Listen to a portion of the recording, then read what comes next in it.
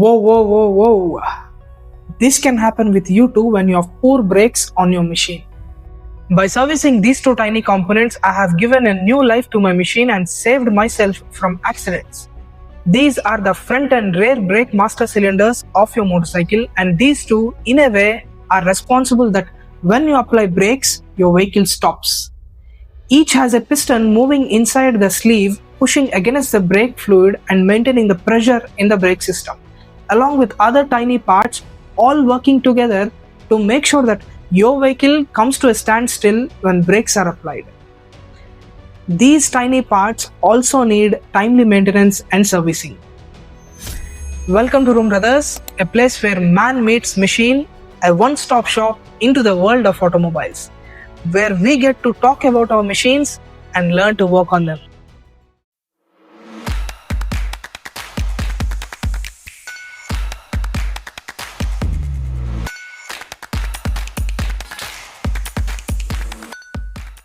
Now someone might say, why do I need to service them? I can just give it to a service center and get it done. My friend, in 2026, if you are blindly relying on service centers, you must be joking.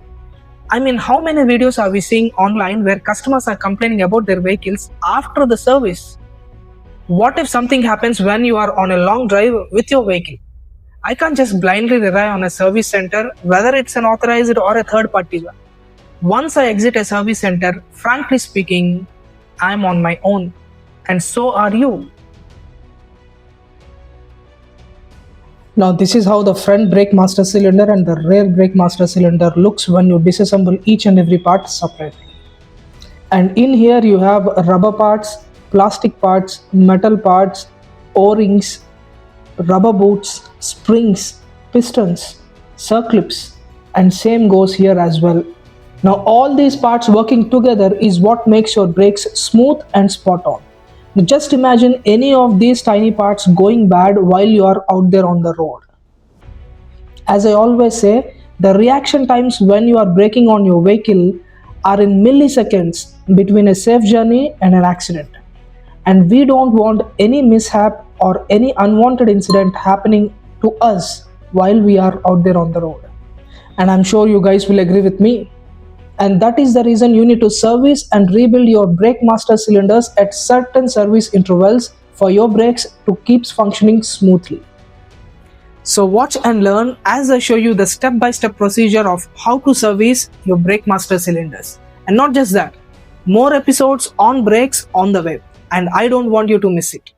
This is the next episode of our Suzuki Gixxer project, where we are modifying, customizing and restoring a 150cc motorcycle which is 8.5 years old, trying to bring it to 2026 standards. Since the beginning of this project, I have already covered different areas like how to take care of your motorcycle fairings and plastic shrouds, fuel tank, fuel system like carburetors, air intake system, silencers, foot pegs. Each episode detailedly explaining on how to service, repair, customize, modify and restore each of these parts. All the links are linked up here and in the description below. Check it out. In the previous episode, I spoke about the importance of brakes and how to change your brake fluid as an introduction. In this episode, we're going to dive a bit deeper and talk about how to service and dismantle your brake master cylinders. Typically, the front brake is used more than the rear, and that's why generally it needs a bit more attention than the rear brakes. So I'll show you the servicing of front brake systems in two ways. Number one, how to service it on the vehicle while you are on the go and wants it to be done quickly. Second way, taking the whole brake system off the vehicle and dismantling each and every component takes a bit more time, but it is recommended. So choose whichever you like, and then we move on to the rear brake system. Looking at the front and rear brake systems of this particular motorcycle, I am reminded once again on how important it is to take care of them, as there are certain wear and tear parts that need service. Especially this motorcycle being out there on the road for 8.5 years, you get certain surprises. You will see as we move along. So let me just rewind a bit and start from the beginning and show you how to service and rebuild your brake master cylinders. So let's go. So let's start with the front master cylinder.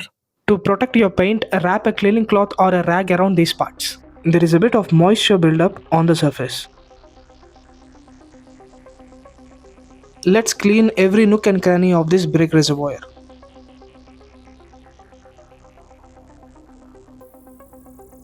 Just look at the amount of grime at the bottom. So let's clean this completely. That looks much better. Let's clean the fluid level indicator as well. Remove the lock slowly and then push out the glass.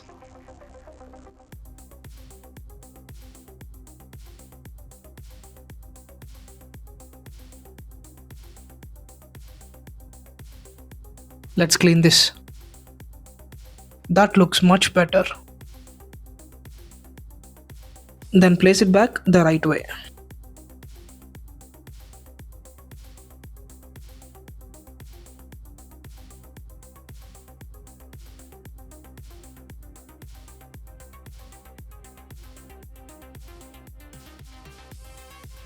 So let's clean these parts as well. So in here you have the rubber, plastic and the metal parts. So clean every nook and cranny and don't leave anything out. Make sure you follow the same order of installation as shown. Now it's just a matter of filling the brake fluid and putting it back together. Now that's how you service the master cylinder when you want to get things done quickly on the go. Now let me show you the proper way of doing it. Removing it off the vehicle, completely disassembling it and putting it back together from the ground up. Just look at the grime that has built at the bottom of it. This is my preferred way of doing it because it gives me total control. So let's go. Start by removing the brake switch couplers. Then removing the brake lever.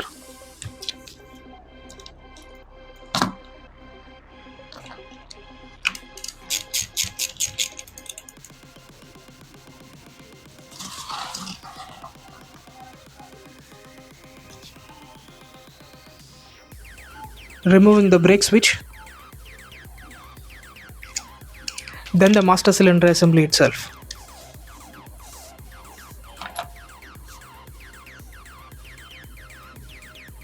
Now this is how the brake master cylinder and the brake lever and all the components looks like when disassembled. Now when you have the front brake related problems like the brake bite is not good or the brake lever gets suddenly depressed while you are on the road creating a panic. Now this is the reason why you need to service the front brake master cylinder at certain service intervals to prevent the front brake problems. Now let's start working on each component separately. Start by removing the outer rubber boot. Slowly and gently push it out. Using the circlip plier, remove the circlip. Just place your hand over it so that it doesn't fly out.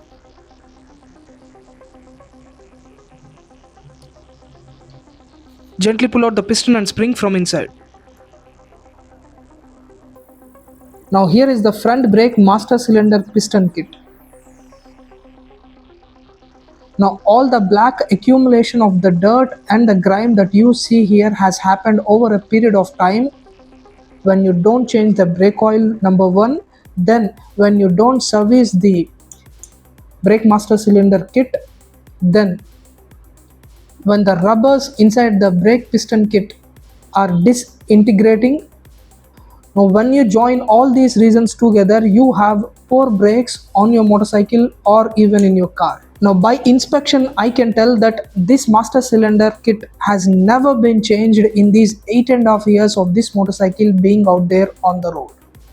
And there is a zero lubrication here on the piston and the rubber boot here, which only indicates two things. Either the previous owner had no knowledge on how brakes work or the poor maintenance and skills of the mechanic who have worked on this machine. And that's exactly why I said in 2026 you can't blindly rely on service centers, whether it's an authorized or a third-party one. Let's closely inspect the condition of these parts. Be careful with these rubber boots.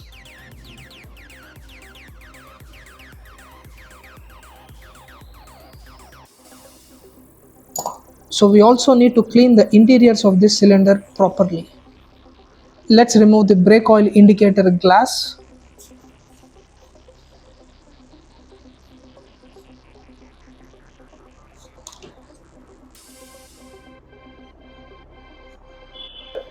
Now this is the cylinder sleeve where the piston moves up and down, so check the insides of it for any abnormal wear and tear or unusual scuff marks. And if you find any, you have to change the whole casting as it comes as one piece. I repeat, replace it only when you find excessive wear and tear. But this one is in pretty good condition, so no need of replacement. We just gonna rebuild it back again. Now as you look at the bottom of it, you can see a lot of accumulation of grime that has happened over years. So we have to clean this very thoroughly before we rebuild it back again. So here is the master cylinder all disassembled, and these tiny parts make a huge impact in the feel of your brake. So I'll be replacing the piston kit with a new one, and all these rubber parts need to be cleaned and this chamber needs to be repainted. So let's go.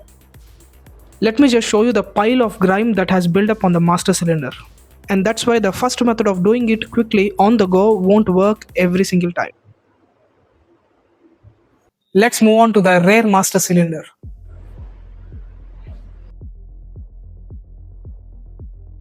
So here is the rear master cylinder, and to dismantle it as per company recommendations, you might need all these tools. So let me just quickly go through them. Rubber mallet, hammer, nylon mallet, screwdrivers, hook and pick tools, a wooden block, and the 𝗕𝗿𝗶𝗶𝗿 multi-purpose silicone spray. I've been using this on my machines lately, and so far I would say I'm pretty satisfied with the results. Long-term review of this product coming very soon. And by the way, this is not at all sponsored, but bought with my hard-earned money just to check out this product. I like to use the silicone spray at all the rubber parts so that it becomes easy to remove. Just remove those brake reservoir and the hose pipes with the clips involved.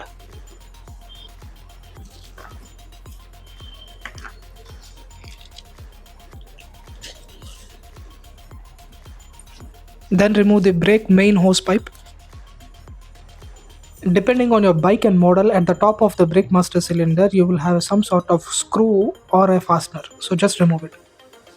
With the nylon mallet, give it a couple of taps so that it comes off easily.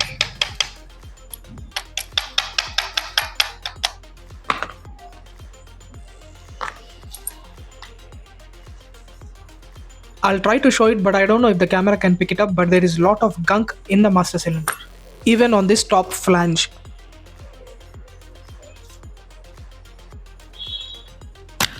Then remove the rear brake pedal adjuster screw. In my experience, it's always the best practice to remember the number of threads so that this becomes easy while reassembling it. So this is a total of 11 threads that the nut is screwed into. So to remove this rubber boot, just wiggle it back and forth and it will break free. And now it's just a matter of pulling it out.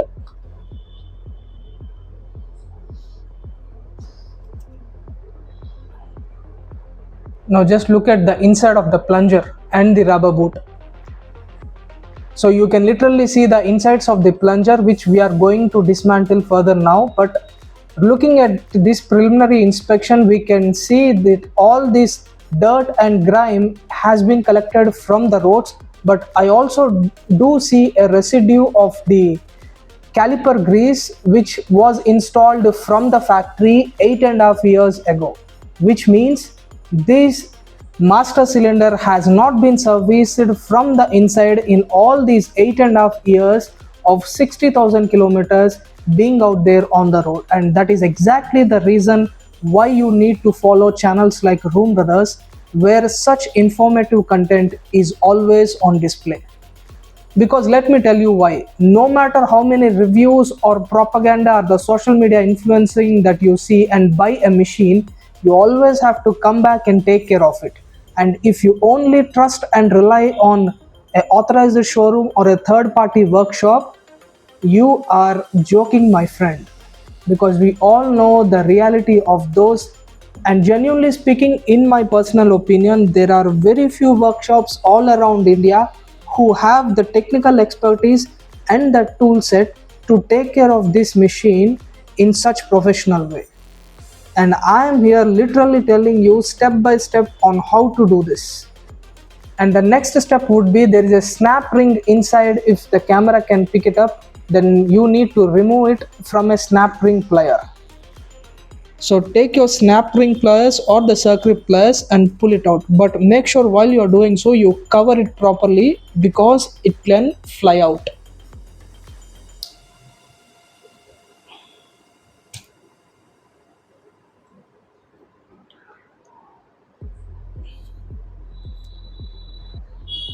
So here is the circuit plier and here is the plunger, and I can see the grease from the factory holding on still good even after 8.5 years.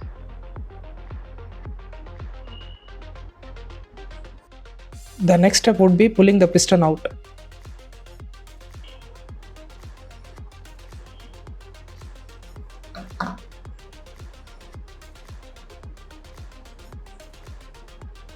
And that's it. It's that easy to disassemble a rare master cylinder. You don't have to get tensed about it. You just have to watch Room Brothers, learn from it, and do the same on your machine. Now examine the inside of the cylinder sieve and look for any imperfections or abnormal wear and tear, and if any, then replace this. Mine looks in a pretty good condition, so I'm just gonna wash it thoroughly and reinstall it. And by the way, I am replacing this kit. Why am I doing this? Let me explain it. Listen carefully. This is rubber, plastic, and iron. So rubber gets hard, the plastic gets brittle, and the iron loses its properties over time, and it's been 8.5 years of this motorcycle being out there on the road. So we can't simply take chances with our machines, especially when it comes to areas like brakes. So I'm replacing this kit with a new one from the factory. If you don't want to do that, you can individually replace these parts depending on the wear and tear and the damage. So here is the rear caliper assembly all disassembled, and the right side parts that I'm surrounding are the kit that is going to be replaced, and all these remaining components are the ones that are going to be refitted back onto the machine. But just make sure that while you are doing so, everything has to be washed thoroughly, inspected, and checked for any abnormal wear and tear, as there are especially parts like rubber, plastic, crush washers, metal parts, and especially the o-rings and the rubber boots. Each and every single component has to work properly for your rear brake to function properly. This plays a very vital role while you are in high speeds. If any of these single components fails, then potentially your life can be at risk. So make sure you follow these instructions thoroughly. As you guys have seen, both the master cylinders are taken apart completely, inspected, serviced, and repaired wherever necessary. And in the next episode, we're gonna rebuild and restore them completely. Don't miss it. So stick around this channel, you might learn a lot more about automobiles than you already know. And subscribe and follow if you haven't yet. So I'll see you soon. Peace.